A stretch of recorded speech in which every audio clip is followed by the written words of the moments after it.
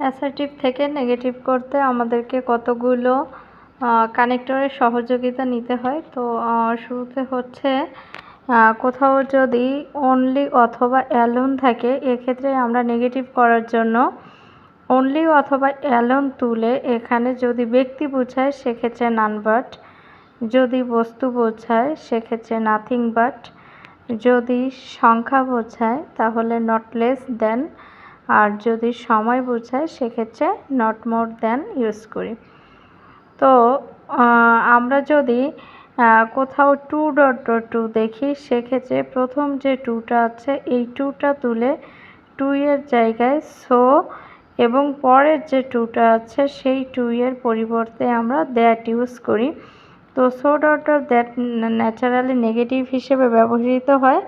এই কারণেই so dot dot that plus